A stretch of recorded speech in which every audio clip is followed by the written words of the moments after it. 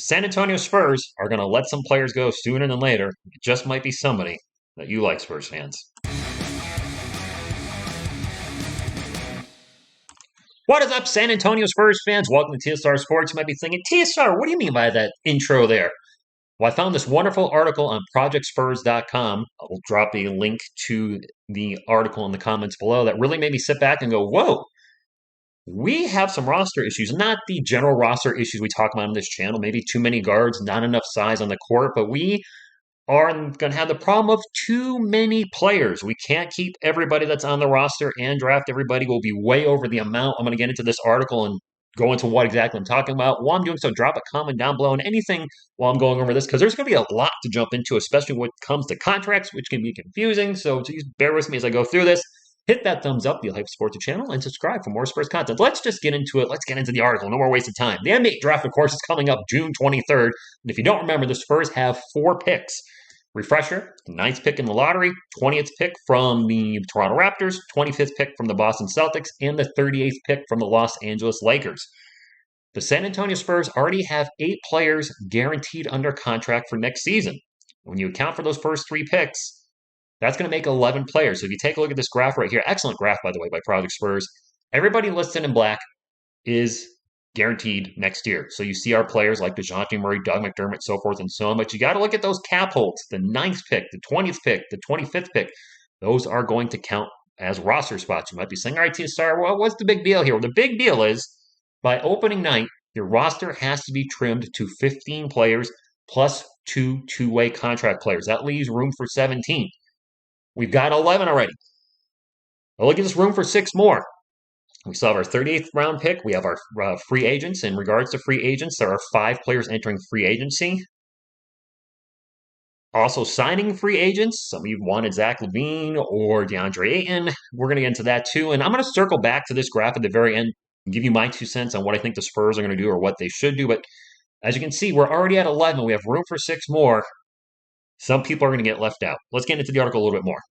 First off, we got Zach Collins' contract guarantee date. If you're not familiar with the Zach Collins situation, the Spurs will have to make a decision after the draft on his $7.4 million contract for next season. If the Spurs to waive Collins, he would still be owed $3.4 million out of his partially guaranteed contract. So essentially next week, they got to make the decision to keep Zach Collins or not. I'll get to that in just a little bit. Although I think they're keeping him. Anyway, restricted free agent qualifying offers. And this is where things can get very messy. The Spurs have until June 29th to tender the following players' qualifying offers so the players enter free agency on when they enter free agency on June 30th, they'll be restricted free agents. Wow, I said that terribly. Anyway, Lonnie Walker, Devontae Cacok, Joe Wieskamp, DJ Stewart, and Robert Woodard. And these are the qualifying offers the Spurs would have to offer to the players. As you can see, this is tough. This is tough. I did a lot of research on this too. Well, not just the article. Anyway, so how does restricted free agency work? This is how they break it down, and hopefully you can follow along because I got messed up reading this the first time.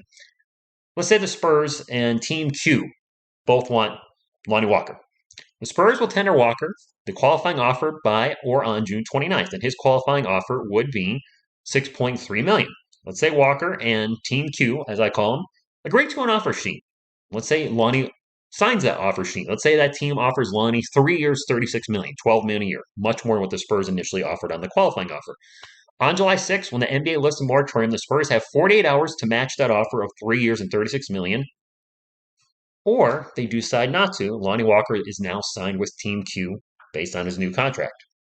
So essentially, in layman's terms, Spurs offer Lonnie something, another team offers more, Spurs can match that offer, and then he stays, from what I understand, he stays a San Antonio Spur. There's also the possibility, like we saw with DeMar DeRozan, the Spurs and Lonnie and Team Q, I guess I should be saying Team X as they say here. Anyway, come to an agreement and we could see a sign and trade. So the Spurs sign Lonnie Walker to the offer Team Q wants, and then they trade him to Team Q for a donut.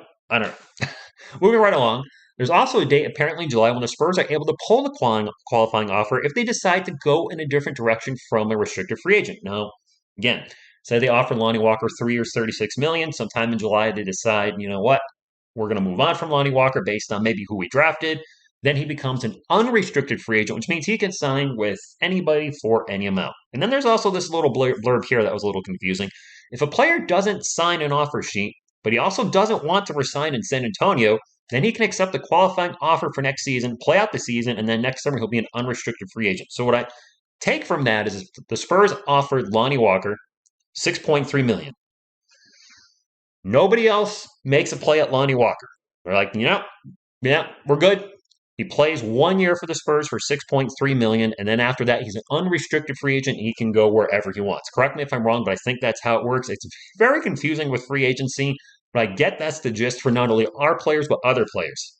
Players will have the chance to shop around, and if their own team matches that offer, then they stay with their respective team. If the team doesn't match the offer, then good luck wherever you're going. Anyway, June 30th, free agency begins. Depending on what the Spurs decide to do with their free agents and players on non-guaranteed contracts, they may have anywhere between about $16 million to $37 million in cap space. That $37 million in cap space is enough to offer a max contract to players with 0 to 6 years experience, like DeAndre Ayton, who a lot of you said you'd like, or a player with 7 to 9 years of experience like Zach LaVine. Now, in regards to that, I did a little research on this, and I think based on contract, I would probably lean towards DeAndre Ayton over Zach LaVine, simply because LaVine's going to eat up more cap space. If both players were offered a 3-year contract, based on my research, DeAndre Ayton, first year, $29.5 million, then $30.9 million, and then year 3, $32.3 million, which would give him 3 years, $93 million. Zach LaVine, first year, $35.4 million, second year, $37 million, last year, $38.7 million, which would be a $111 million contract. You may say, well, TSR, $5 to $6 million a year is not a big deal. This team needs size, and while Zach LaVine certainly would bring something interesting to the Spurs, I have a feeling he's going to stay in Chicago and try. They were fantastic until they got decimated by injuries. So I think he's going to stay in Chicago when it's all said and done, whereas DeAndre Ayton clearly does not seem too happy with the Suns, and I think he could look for greener pastures and may find them in San Antonio. Anyways, that's my take on those. Trey Jones also has some contract stuff coming up on August 1st. The Spurs have to decide that he's going to be on the roster. His contract will partially guarantee for $500,000. October 17th, which is now we're getting close to the NBA season, KBD, they have to decide by that date, which is crazy because the preseason already started, to offer him or guarantee, his $1.8 million for next year. And then there's also no guarantee date for the rest of Jones' contract, and then Jock Liddell's contract's not guaranteed either at $1.5 million. And the last thing we're going to go over is Keldon Johnson can be extended this season as well. He's on the last year of his rookie contract. The Spurs will have from July 1st to the day before the regular season begins in October to extend Keldon Johnson's contract. Okay, so personally, I do think they should extend Keldon Johnson. However, there's going to be a little fly in the ointment. When we take a look at other recent contract extensions for Spurs rookies, DeJounte Murray got 4 years at $64 million, which quite frankly now it looks like was a bargain. He's an all-star and has progressed probably even much quicker than the Spurs thought he would, compared to where he was 2 years ago with the last year with DeMar DeRozan and what he did last year. On the other end, though, you have Derek White. Hey, no offense, but 4 years, $70 million based on what we'd seen in the injury history. I felt the Spurs overpaid for Derek White. And a lot of analysis and a lot of fans, quite frankly, said, you know what, I like Derek, but I think we went a little high on that contract. And when Keldon's contract negotiation comes up and his agent, whoever, I don't know his agent is, whoever's in the negotiation, is probably going to look at that Derek White contract and go, Keldon's just as good as Derek White. I mean, yeah, he does different things, but he's younger. He's not injury prone, but I think he has a higher ceiling. You gave Derek 4 years, $70 million. That's where we're starting. You know, that's the bare minimum. They're probably going to want 4 years, 75, 80 million. I don't know, but I think the Derek White contract could possibly hurt negotiations with Keldon Johnson a little bit. I don't know.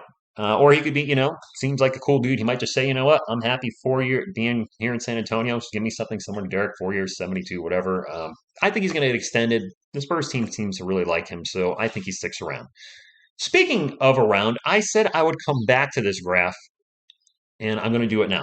So again, just as a refresher, the green players are restricted free agents. The players in red are non-guaranteed, or in Zach Collins' case, partially guaranteed contracts. So remember, right now we have 11 players under contract. And I'm sorry if I've lost anybody. This can get confusing. We have 11 players under contract. They give us room for 6. 2 of those are going to be two-way contracts. So when it comes to Lonnie Walker, right now I'm in the camp of maybe. I have no idea what this is. Probably the one that makes me scratch my head the most, Spurs fans. I have no idea what the Spurs plan on doing with Lonnie Walker. He's shown us incredible talent, and highlight real moments in games like the Houston Rockets overtime game. They just go, wow, Lonnie, you're the man. Or that run he had last year for like 2 weeks where he was just balling out as a six man. But then he has those long stretches where he disappears. And he's very much in maybe land for me. Zach Collins, I'm going to say yes. The Spurs took a chance on him based on his injury history with Portland, signed him to a 3-year contract. He's only played out 1 year, and a shortened year at that. Looked good at times. I think Zach Collins will be a Spur next year. Going down the list, we get to Devontae K-Cock. And as much as we love his name, he's not going to be a Spur next year. Barely used in the regular season, spent most of his time in the G League. I think the Spurs are going to say, Vaya con Dios, Devontae K-Cock. KBD, also under the maybe. I think a lot of these guys that I say maybe are really going to depend on the draft. We draft some bigs. They might make players that are bigger side expendable. If we don't draft their respective positions, then they might stay on the team. KBD has been an absolute bargain for his contract, but because of our roster space and how we're limited, I'm leaving him at a maybe as well. Up next, Joe Wieskamp, same situation. Joe Mama, maybe. We have a lot of players his height. 6'5", 6'6", so I know he's a second-round pick, and you usually don't like to give up on a player after only 1 year, but I think he's in maybe lane as well right now. Up next, Trey Jones. I think he will be a Spur next year. I'm saying yes to Trey Jones. We need a legit backup point guard. Some of you said, Primo can run it. I don't think he's ready. Trey Jones, I say, stays on the roster next season. And I haven't been the biggest Trey Jones supporter, but I can't deny what I've seen on the court. After Trey Jones, we got DJ Stewart and Robert Woodard. They were both on two-way contracts. I don't believe either of them played 1 minute with the San Antonio Spurs last season. So I'm saying they're gone. They won't be on the roster next season. And last but not least, Jacques Landale, also in the maybe camp. Again, depends on the draft. If we draft a big, then he's more than likely gone. If we don't draft a big, then there's a good chance he could stay on the roster. So, in closing, remember we had the 11 players, DeJounte, Doug, Josh, Jakob, Romeo, etc., the picks. That gave us 11 players. I have said yes to 2. Trey Jones, Zach Collins, which now brings us to 13. Remember, we have room for 17. Let's say we do sign DeAndre Ayton, which also could severely affect Jacques Landale's chance of staying on the roster. Say they do just sign DeAndre Ayton. That's 14. They keep one of the other maybes, 15, two-way contract for a 38th round pick, and then who knows what the other two-way contract. And I don't know how many of our players can be converted to two-way contracts. That's really convoluted. It was a little confusing trying to read up on it. I know KBD was on a two-way contract, got converted to a regular contract. I don't know if he can get converted back to a two-way contract or something about Exhibit 10 language. In the end, this just shows you in going this. Hopefully, your takeaway from this video, if anything, is that the Spurs are going to have some major decisions to make if they draft 4 players, because they're going to have limited roster space, and some players are going to have to go. And you could see somebody like a Lonnie Walker being left, behind, so to speak, because we just don't have the room.